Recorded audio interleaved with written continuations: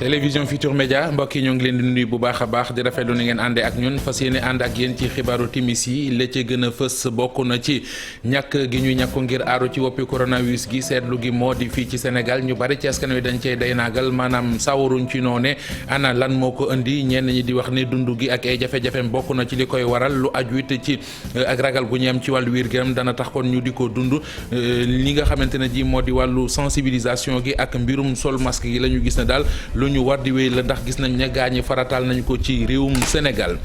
ñàkk kaaraange gu ñu nimiku ca diwaanu Grand Yoff askan wa nekk ci njàqare 72 heures ginnaaw agression boobu def nañu ko fa kii di Patrice Gomis tolloon ci ñaar fukki at ak benn am ñu yëkkati seen kàddu di ñaawlu ñàkk kaaraange gi nga xamante ne ji kon nemmeeku nañu ko fa ak jëf yi ñu fay dund tax ñuy sàkku ci ñi nga xamante ne ñoo di kilifa yi ñu daat ci jël ay matuwaay gën leen a jàppale kon ci woowile wàll weneen wàll dana bokk ci institut supérieur d'enseignement professionnel ba ca Kees njiitu réew mi Macky Sall war koo daloo tey ji foofee ca diwaanu Kees ñu jàpp ne it barab la boo xamante ne ji Cheikh Anta Diop danañu gën a xamale ak moom leneen lu ñu leen di gën a xamaleel ci xibaaru timis yi moo di académie internationale lutte contre le terrorisme ba ca diwaanu Abidjan ba ñu ko daloo ak léegi ci ay weer ca la toll mu di lool li ko tax a jóg mi ngi jëm ci xeex wàllu terrorisme ak lu koy dooleel ci réew mi mbokk yi lii mooy li fi gën a fës ci xibaar ngeen taaxee lu ñu faram fàcceel leen ko.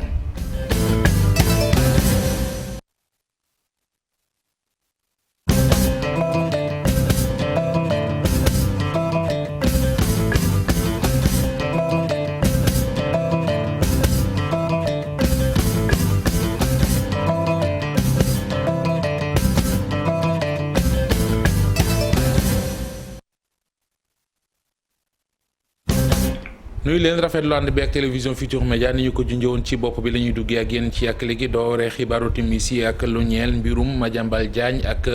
magistrat bi di Souleymane Teliko ginnaaw bi yoon defee àtte bu njëkk bi Madiambal Diagne doon kalaame ji ki nga xamante ne ji moo di juge Souleymane Teliko jëm ci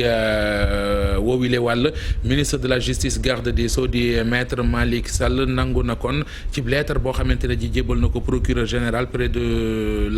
la cour suprême mu di Mouhamadou Mansour Mbaye Madiambal Diagne kon ñu ne mën naa topp ki nga xamante ne ji moo di Souleymane Teliko lettre ba ak li nga xamante ne ji dëxal nañ ko lépp communiqué ba kon génnee na ko leneen ci wàllu xibaar ñeel tolluwaay coronavirus ji ci réewum Sénégal nit ñi ndax ñi ngi ñàkku ji ngir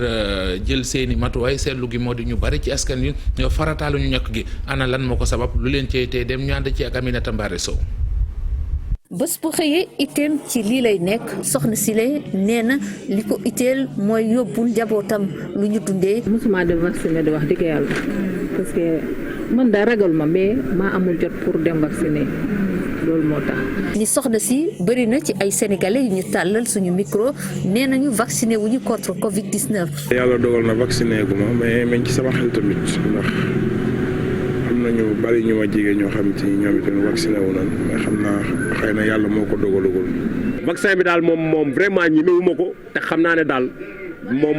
maanaam fas yéene wu ma ko quoi vraiment foo ma fekk man sama masque xam nga mi ngi ak man quoi. ku nekk di joxe lu waral defagoo vaccin yooyu la. pour am jot bi mooy problème bi parce que soo xëyee boo xalaat yaa ngi dangi nga bëgg a dem feneen day metti loolu moo tax demaguma mais du ëpp dama ragal. wala dama fooguma amul mais am na mu si dëkk bi nañu moytu ñu yëpp ñu fagaru. may dégg lu ñuy wax ne si vacciné ñaan boo vacciné yu bëri da la koy gàllankoor ma looloo tax ma ragal quoi mais. ci chiffre yi ñu mujjee am le 27 juin lu toll ci 665 000 ci ay doses daal di nañ koy administré 140 000 ci ay nit ñoo daal di jël ñaari doses yëpp loolee nag toll ci pourcentage de 0,9 ci personne ci ay nit yoo xam ni jël nañu ñaari doses yëpp. leneen ci wàllu xibaar bokk na ci li nga xamante ne ji mooy test yi ñu am tey wala bokk bilan bi ñu am tey ñeel tolluwaayu coronavirus ji lu toll ci junni ak ñaari téeméeri test la ñu def am nañu ca kon ñaar fukki cas ak juróom-ñett yoo xamante ne ji dañoo dellu si seen i borom amee jooju lay jàngoro ñu yëf yi ak ni mu tëddee am na ci 9 juróom-ñeenti cas contact am na ci lu toll ci li nga xamante ne ji moo di fukki cas communautaire ak juróom-ñeent des ba léegi ci wàllu wér-gu-yaram ak mbiru globalisation nationalisation voyage yi ak mbirum élevage ak lu ne mel gis nañu ne bokk na ci li gën a lawal doomu jàngoro ji ba tax sax ñuy dund anam yi ci weneen xeet professeur Jean-Luc Galla bu université Louvain bu Bruxelles di rafetlu expérience bi nga xamante ne ji déndub Afrique bi amee na ko ci ni muy taxaw wàllu épidémie Fatou Kiné Deme. Ne sous-estimons pas, l'Afrique est capable de gérer des crises et elle l'a montré. On pensait que la crise allait dévaster l'Afrique et c'est l'Europe qui a été dévastée. Je crois que c'est une grande kaddu yi nag dafay dëggal ni mbas mi du Afrique moo ci gën a loru rawatina ak ci wàllu bakkan yu rot waaye jafe-jafe bi ñu gis mooy sunu waa kër docteur yi nga xamante ni daanaka ñoo ci gën a sonn. C'est qu'on voit que dans les épidémies mortelles et on le voit pour l'Ebola, la première ligne. gis nañ ne mbas yi ñi muy rey bëri na ci ñi ci ëpp sax bokk na ci nga xam ne ñoom ñooy personnel médical bi te loolu mën nañ ko éviter ci lu gaaw te niñ ko mën a éviter mooy fexe ba am système d'information waaye tamit éducation bu nga xam ne que personnel médical bi nañ leen ci former ba ñu xam bu baax a baax li ñuy def ci liggéey bi. Intervenants parce qu'ils sont face à une maladie qu'ils ne reconnaissent pas suffisamment vite. Professeur Jean-Luc Gala bu université catholique bu Louvain rafetlu na xam-xam bi Afrique am ci wàllug mbas waaye mi ngi sàkku rek ñu gën a bàyyi xel wàllug épidémie ndax bu ñu nee doomu jàngoro Afrique dañuy gën a loru ci wàllu woowee ñu bañ a bàyyi rek ba mu ne këtt ne jonn ñuy doog a jukka. adduna bi dafa toll ci wàllu globalisation ak internalisation ci wàllu tukki yi wàllu mbay mi ak wàllu élevage yi gis nañ ci ay jafe-jafe lu bari xam nañ ne tamit wàllu élevage de masse bi yooyu mën na tax yenn doomu jàngoro yi di gaaw a dugg nit ñi loolu nag mu ngi tekki ni dañoo war a def surveillance épidémiologique bu am solo rawatina jëm ci mala yi ak ci nit ñi nga xam ne dañuy liggéey ak ñi nga xam ne ñooy mala yi. yeneen i mbir tamit war nañ ko bàyyi xel bu baax. Des pôles d'expertise multidisciplinaires là-dedans. dañoo war a taxawal nag ay pôles d'expertise yoo xam ne dafay nekk multidisciplinaire ñu mën si gis ay experts en biologie mën si gis ay experts en clinique wala sax ñi nga xam ne dañuy saytu ci wàllu épidémiologie war nañoo amit ay experts ci wàllu anthropologie rawatina fii ci Afrique lii yëpp nag mënuñ koo saafara te amuñu li ñuy wax ay facteurs anthropologiques il faut que nit ñi xam li ñu bëgg mënoo xëri ne saraax kër jàmbur sol ay tenues jaunes ak ay lunettes ba pare di leen imposer ay mbir.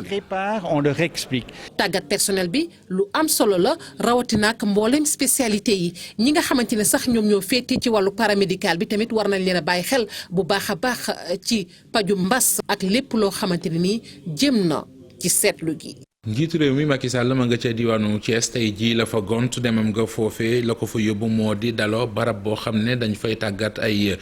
étudiant mu di université supérieure d'enseignement professionnel diwaanu Thiès nga xamante ne jikkoon nañ fay former ak formation ba ak fa mu jëm dañu ci ànd ak Cheikh Anta Diop. Institut supérieur d'enseignement professionnel bu Thiès ginnaaw baccalauréat fii ci l'école bi ñaari at lañ lay tàggat ci xeetu métier yu bari toll na ci ñaar fukki métier ak juróom-ñett li ci ndaw ñi gën a taamu bokk na ci lu jëm ci wàllu mbay mi télécommunication ak métier yi jëm ci wàllu saxaar. Thiès ñëpp xam ni chemin de fer a fi nekk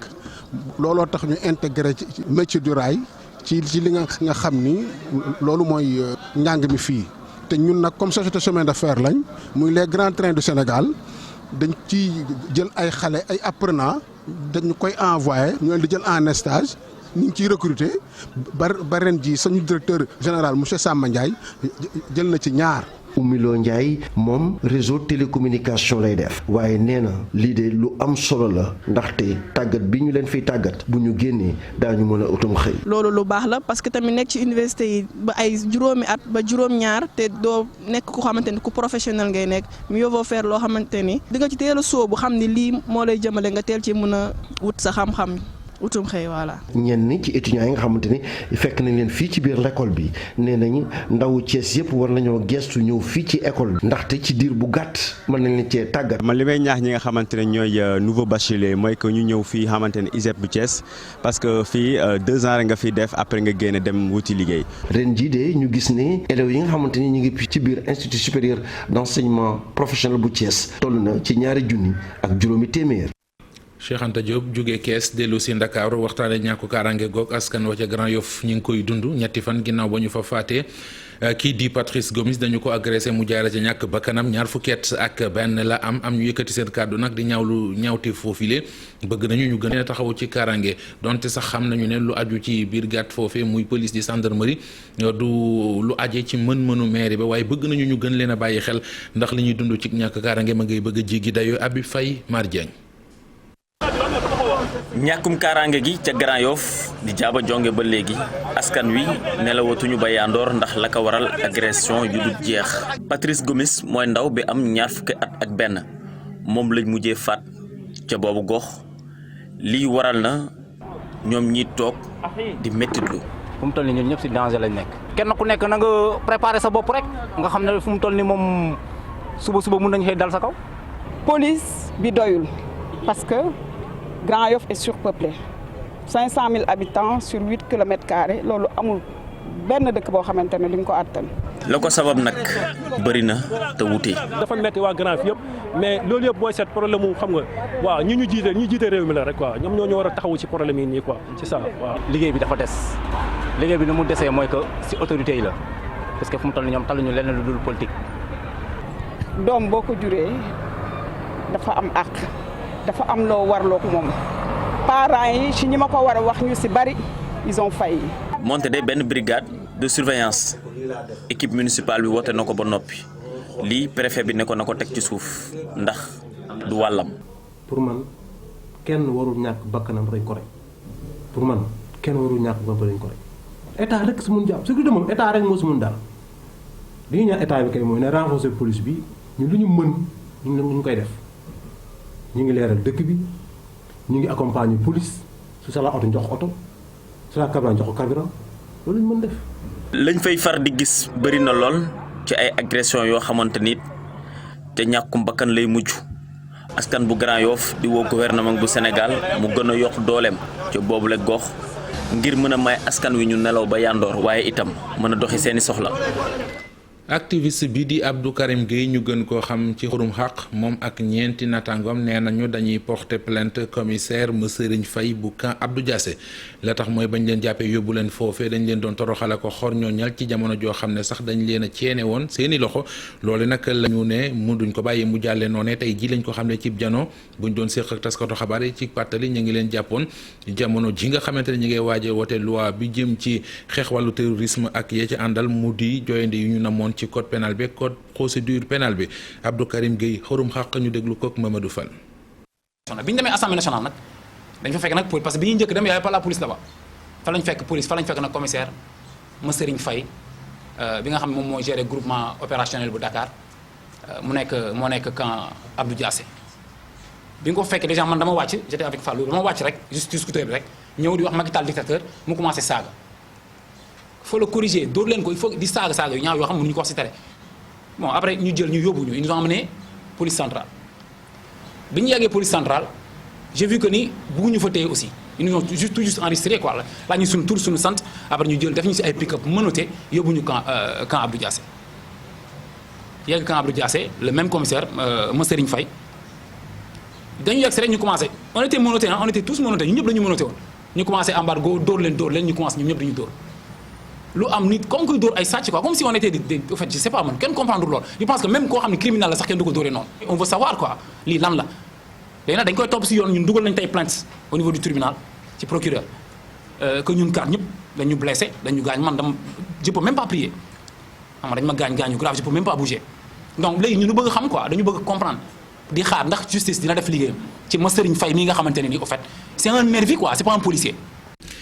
leneen ci wàllu xibaar lu jege téeméer ak juróom fukki hectare ci ceeb boo xam ne dañu ko bay ma ngay yàqu ca diwaanu Mbuubeen nekk ca commune bu Jama nee na ñu njanaaw ya foofee daal ñoo koy yàq tax baykat yi nekk ci jaaxle gu rëy ña ngee ki bor ca mbay ma nangoogul boobee ba léegi ñuy toog di xaar bu ca njanaaw ya yàq duggee nag ba ko yàq day gën a doy war ci seen boor tax ñuy sàkku ñu jàppale leen ci Ousseynou Diop Habib Seck. dëkk bi di Mbuubeen picc yi def ay ndiiraan téeméer ak juróom fukk hectare tool yoo xamante ni ceeb la lañ ne fuuf loolu nag moo tax ñi di baykat yi am njaaxle lool jàpp ni sax dañ leen war gën a jàppale ngir jafe-jafe bi ñu dund mu mën a dakk woote Henri ñun ñu ngi ci bi ñu ñëwee dugg investissement plus fii de 150 hectares mu ngi fi mais presque je peux dire que ni presque tool yàqu nañu si lu ñu amoon lépp def nañ ko si on a mis des millions ici mais fu mu toll nii naka saay na fu mu toll nii mën naa wax ne kivet bi yëpp yàqu na 150 hectares yàqu na. ñu gën a joxoñ baaraamu tuuma mooy waa DPV ñu ni amul lenn loo xamante ni def na ko leneen lu ñu ci teg moo jëm ci seen wàllu bor yi fekkee ni dañ koy fay dina jafe lool ci ñoom. vraiment jaaxle boo xam ni daal te lii bi mu amee bi picc yi commencé contacté woon nañu ñoo xam ne jéem nañu jotante ñoo xam ne ñoom ñoo war a gérer affaire bi mais bu leen ko waxee ñoom xoromalaal nañu parce que boobu affaire bi état bi tollagul nii ñu wax leen suñu problème expliqué leen ñun vraiment am nañ jaaxle suñu tool yaa ngi yàqu nañ ñu ñëw dimbale ngir yàlla yeneen bi. DPV woo nañ DPV mais amuñu benn réponse amuñu benn tontu si ñoom. amuñu benn tontu. amuñu benn tontu fu mu toll nag jaaxle daal mu ngi nii. parce que DPV picc bu tolloo Tambacounda war na xam ne picc ñu ngi jóge Tamba di ñëw. mais ñu seetaan ñu ba suñu tool yàqu nii. mais xool leen lii est-ce que lii dëkk bi dina dem. bor yi du jeex. bor yi du fii ñi fi nekk ñëpp dañu am problème. fu mu toll nii amul kuy tëdd ba nelaw amul. nu mënuñ suñ tëdd ba nelaw ci jaaxle kes lañ dëkk waaw. baykatu ceeb yi nekk ci diwaanu Ndar géej nag ñu ngay ñaan nguur gi mu dugal loxoom ci seen i jafe-jafe yi de nee nañu picc yi bu fekkee ni jugunu ci ca teel ñu jàpp ni duñu góob ren jile. Tour des Mamelles projet la boo xamante ne ji caisse dépôt et de consignation moo koy doxal mu dim taax moo xamante ne ji fukki étage ak juróom-ñaar la liggéey ma ngay dox ndax juróom-ñetti étage moom jot nañu ko liggéey ba mu sotti liggéey ba nag ñu ànd ci njàppandalu BOAD nga xamante ne ji kon dugal na ci lu mat ñeent fukki milliards njiital CDC di caisse des dépôts et consignation di xamle ne gënu koo yàgg fii léegi at liggéey ba dana jàppandi ba boobu le tour ñu naan ko Tour des Mamelles ñu daal di koy jébbale tey ji ñu demoon doon nimiku ji liggéey ba ak fa mu toll ñu àndoon ci ak Fatou Bintou Konté Mohamed Dieng. liggéey baa ngi dem bu baax a baax la Tour des Mamelles mu di projet boobee nga xam ni caisse de dépôt et de consignation moom la taxawal ngir tabax ay immeuble ak ay bureau yu mag visite des chantiers bi nag permettre nañu ñu xool bu baax li nga xam ne fële liggéey bi toll. defe naa comme ni ma nga waxee sànq rek immeuble bu mucc ayib la ñuy tabax nous sommes encore au 8e mais bi ngeen yéegee 8e gis ngeen déjà li ngeen gis vraiment lu rafet mais bu ñu demee ba 17e defe naa loolu moom Sénégal dinañ ci kontaan. ki nga xam ni nag moom moo di président banque ouest africaine de développement mu di BOAD ma ngay rafetlu bu baax lii nga xam ne fa la liggéey bi toll mu jàpp sax ni fi mu toll nii construction bi répondre na ci normes yi nga xam ne moom la war a am. projet qui est encore une fois parfaitement bien exécuté. benn projet la boo xam ni liggéey bu rafet lañ ci def ba pare day méngoog xalaat bi ñu am ci wàllu développement moderne buy nar a sax fii ak ay at buñ xoolee construction bi nga xam ni daf di lu technique ak lu écologique. qui est à la fois technique, écologique. moom tour bi nga xam ne mi ngi toll ci 3564 mètres carrés directeur général u CDC di caisse de dépôt et de consignation di ñu xamal ni fii léegi at dinañ ci jot. xam nga Covid bi daf ñu gàllankoor trop indil ñu ay difficultés au niveau du déroulement des travaux xam ngeen ni rek ci exemple Covid bi mu amee ouvrier yu bëri daaw ñu woon ñëw ndax mesure barrière donc loolu gàllankoor nañu ba nga xam ni fi mu ne ñu ngi xayma xool. dans quel délai la ñuy délivrer projet bi en tout cas le plus rapidement possible moo tax discuter nañoo waa BOAD ñoom ñi nga xam ne ñoo ñu lebaloon xaalis pour ñu xoolaat nit ñu lebalee parce que xam nga rek mbir bi gën a yàgg rek intérêt yi di gën a takkarnaase loolu nag la ñuy daw moo tax ñuy waxtaan ak ñoom ba ñu baal ñu yenn yi. CDC nag fas yéenewul nag yam ci bile projet rek moom jàpp na ne war na mun a lëmbat li nga xam ne moom moo di transport aérien te it ambition bokk na ci li jëm ci wàllu énergie ak lii nga xam ne moom moo di logement social. festival bi di FESPACO ñaar fukk ak juróom-ñaareel bi yoon danañu ko amal diggante fukki fan ak juróom-benn ci weeru octobre jàpp ñaar fukki fan ak ñett ci weeru octobre Sénégal mooy invité d'honneur bi li tax moo di expérience bi nga xamante ne daal gis nañu ne am na ko ci wàllu cinéma ak li mu làmbool ñu koy amalee ca Burkina Faso ci jamono jot réew ma tolluwaay nga xaw naa gàll góose waaye jëwriñ gi ñu dénk wàllu culture ca moom mi la réew mi ngi dalal xel yi ne lu di matuwaay rek danañ ko jël ngir lépp amee ci jàmm ak salaam Mamadou Fall. ñaar fukkeel ak juróom-ñaari édition yu FESPACO moom Sénégal lañ ci sargal Burkina Faso ak ñooñ ñi yëngu ci wàllu culture nag daal di décider lu nu mel jël Sénégal def ko pays invité d'honneur mu nekk nag ab choix goo xamante ni xereñ ceeb Sénégal ci wàllu culture moo waral li ni mel. mën naa wax ni seen dëkk bii di Sénégal référence la exemple la ci li nga xamante ni moo di wàllu industrie ci cinéma ci wàllu Afrique boo xoolee nag li ngeen am ci raaya. Sénégal dëkk la boo xamante ni mu ngi amal lii di ay initiative yu positive bi lay sargal moom lii day wane rek dëgg-dëgg diggante bu dox ci diggante Burkina Faso ak Sénégal mu di ay relations amicales ak fraternelles. Le Sénégal a accueilli ce show qui lui fait. ñun Sénégal ñu ngi kontaan lool ci choix bi nag day wane ni rek que ñaari dëkk yi benn lañu li leen boole lu fort la mu di xaritoo waaye itam relation fraternelle Burkina Faso bi nga xam ne fa la FESPACO bi di amee moom tey jii jàppaleen nii wala suñu édition bi ñu jëm jox ngeen ko cachet boo xamante ni cachet teraanga lay doon. Pour que la fête soit la plus belle que tout. ñaar fukkeel ak juróom-ñaari édition bu atum 2021 am ci jamono ju difficile waaye jëwriñ bi ñu dénk wàllu culture bu Burkina Faso rassure. xam nañ tembe ni li nga xam te ni moo am ci sous-région bi mu di wàllu jafe-jafe waaye nag jàppaleen ni rek mbooleem matuwaay daañu ko jël ngir FESPACO bi jaar ci yoon am ci nu mu gën a mucc ayib. FESPACO ñu koy amal fukki fan ak juróom benn ba ñaar fan ak ñett ci weeru octobre ñu jàpp comme thème du soleil bis bi mu di cinéma Afrique ak bitim réew ban xoolin bu bees waaye itam lan mooy défi yi. Soxna Ngoné Ndour defar nañu ko njiital conseil d'administration bu SODAV fanweeri xob ak juróom ya woote fanweeri ak ñeent moom la ñu àndal benn bulletin nul la moom Ngoné Ndour ginnaaw bi ñu ko tabaatee tegaat ko ci boppu conseil d'administration bu SODAV ni mu ko gisee ak li mu ci xaar ak fa mu fas yéene yóbbu kër ga cib liggéeyam ànd ko équipe am andi na ci kàddu leeral yooyu dénk na ko Maïmouna Ndiaye. yaakaar naa ne que ni duma leen busloo ci loolu ngeen ma jox noonu chantier yi bari na grand Seydi wax na ko sànq chantier yi nouveau droit yi copie privée reprographie art visuel ak yeneen droit yi nga xam ne ni yëpp dañ ko war a mottali mu ñëw taftalu ci droit d'auteur bi nga xam ne ni que ni depuis bu SODAV ñëwee ba léegi moom la ñuy fonctionner chantier wu tabax immeuble bi nga xam ne ni que ni léegi ñu démarré ko aussi am na ak beaucoup plus de choses yoo xam ne ni que ni ñu ngi fi contrat wu SACEM bi ñuy xaar dans quelques jours mi ngi ci signature auprès de la direction de Canal ak beaucoup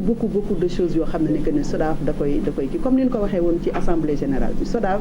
moi je dis que SODAV c'est la star des sociétés de gestion collective au monde loolu moom mooy dëgg te li ci kanam raw li bët parce que tey jii bu ñu jëlee benn société bu mel ni SODAV boo xam ne ni que ni dafa juddu SODAV amagul juróomi at octobre lay SODAV di am juróomi at société bu juddu tey lépp lu muy liggéey dafa teg ci kaw table ñun ñëpp Sénégal la ñu dëkk ñu fi judd société privée yi bari nañ ko ban société. ñu dem ba ca diwaanu Côte d'Ivoire ci Abidjan gën leen a xamale ak académie internationale de lutte contre le terrorisme ci Abidjan googee la ñu ko samp bañ ko daloo ak léegi daanaka ci ay fan la toll France moo ci dugal loxoom àndandoo ko ak réewum Côte d'Ivoire ba ñu mën koo taxawal lan mooy yitteem ñu ànd ci ak Abdoulaye Cissé may soog a jóge Côte d'Ivoire. bi ñuy tudd doom ji xel yépp dafa dem ci Baye Dia di dem si yàlla ancien premier ministre Ahmed Bakayoko nga xam ne moo nekkoon ministre de la défense it fukki fan ak juróom-ñett ci weeru octobre 2018 te tegoon xeer wu njëkk académie internationale de lutte contre le terrorisme ba tax na yilimaan yi di ministre de la défense bi ko wutu ca poste ba ne faw mu delloo ko njukkal moom Téné Ibrahima Ouattara. ndaje mi li ko wundu bokk na rek ci delloo njukkal ki fi nekkoon jëwriñ moom Ahmed Bakayoko nga xam ne nag daal nay amal taxawaay bu mucc ayib ci lépp lu ñeel wàllu kaaraange gi ci réew mi lu ni mel itam dina mën a tax ñu daal di rek door bépp activité boo xamante ni dina ñeel entraînement wu formation bi maanaam tàggat ñi nga xam ne ñoom ñoo di way takk der yi ci lépp lu ñeel xeexub terrorisme. tombe nag moo waral ay gaaf ndax weer yu mujj Côte d'Ivoire sonn na lool ci terrorisme seen ñetti soldaar jot nañoo faatu ci ay cong yoo xam ne dal nañu ci seen kaw ba tax na jëwrinu France bi nga xam ne mooy wàllu jëflante beeg bitim réew di Jean-Yves Le Drian xelam dafa sori mu jëlee ko ca attaque Grand Bassam ya nga xam ne fukki nit ak juróom-ñeent jotoon nañoo ñàkk seen bakkan. Depuis ce moment. boobu ak léegi xam ngeen ne ñu ngi xeex lépp ñeel wàllu terrorisme ci li nga xam ne moom moo di tund mi boo déggee tund bi nag mu di wàllu Sahel ak li nga xam ne nag moom moo ko wër ngir def katu ñaawteef yooyu nag mën ñoo abal. Comment lutter efficacement contre des groupes terroristes. xeex ak terrorisme nag daanaka raw gàddu la te course bu tar la ba tax na jarul xaar académie internationale de lutte contre le terrorisme donte lépp yembagul premier ministre Patrick Archi ne li ñuy dalloo tey dana tax ñu defagum ay jéego ci xeex bi te jarul xaar li ci des. L'académie est un instrument mel nag académique bi nag bokk na ci li nga xam ne nag day xeex li nga xam ne moom moo di terrorisme ci sous région bi waaye itam yokk bu baax baax li nga xam ne moom moo di kaaraange gi lu ni mel itam dina mën a tax ñu daal di amal financement ci ñaareelu pàcc processus bi. efficace. académie bii ñu ngi ko tabaxee ci xaalisu Côte d'Ivoire ak France waaye moomeelu askanu Afrique de l'Ouest yëpp la ñu war fee tàggat ay militaire ay magistrat ay alkaati ak yëpp lépp jëm ci wàllu xeex terrorisme ndax xeetu njombe la yoo xam ne ëlëm na àdduna te lii jéego la ci xeex bi. Abdoulaye Cissé jaajëf jërë ngeen jëf yi nit ci ànd bi ak télévision Futurs Médias yeneen i xibaar 20h ci tubaab ak Chérif Cheikh Ahmed Tidiane Diop mbokk yi yàlla ñu yàlla dooli jàmm ñu fanaan jàmm ba suba ak jàmm.